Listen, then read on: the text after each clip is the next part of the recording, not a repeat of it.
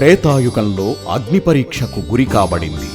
ద్వాపర యుగంలో అందరి ముందు చీర విప్పబడింది. కలియుగంలో సతీ సహగమనం చేయబడింది.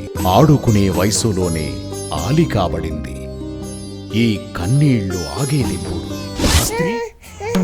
ఈ పోతురాజుపురం ఆనవాయితీ ప్రకారం ఇక్కడ కాపురం ఉంటున్న ఏ ఒక్కడు ఆడబిడ్డని కనరాదు. నాకు బాబే పుడతాడు కదూ, పాప పుట్టదు కదూ, కాస్త చేయి చూసి చెప్పరా. నాకు తెలియక అడుగుతాను, నిన్ను జీవితాంతం మోసే ఈ భూదేవి ఆడదే, నిన్ను నవమాసాలు మోసి కన్నా తల్లి ఆడదే, పెళ్ళైన తర్వాత నిన్ను తండ్రిని చేసి నీ వంశాన్ని నిలబెట్టేది కూడా ఆడదే కదా. ఇంత లక్ష్మీదేవి నాట్యం ఆడబోతుందే తల్లి.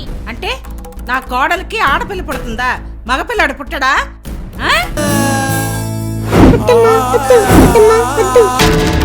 ఆగువర్షిని, ఈ పాలల్లో పసరమందు కలిపింది మా అమ్మ.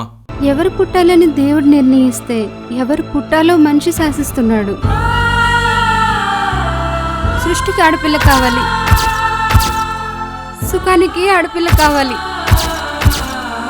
కానీ కూతురిగా మాత్రం ఆడపిల్ల వద్దా?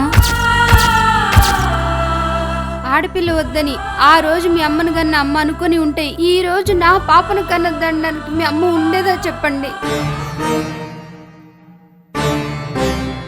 తల్లి స్థానంలో ఉండి ఈ తల్లి మనసు ఎందుకు అర్థం చేసుకోలేకపోతుందో నాకు అర్థం కావట్లేదండి.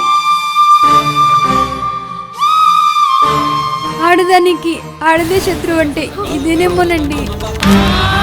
తరాలు మారినమ్మ తలరాతలు మారవా అండి? మంచి మనసుని అర్థం చేసుకోలేకపోయాను. నన్ను క్షమించమ్మా, నన్ను క్షమించు.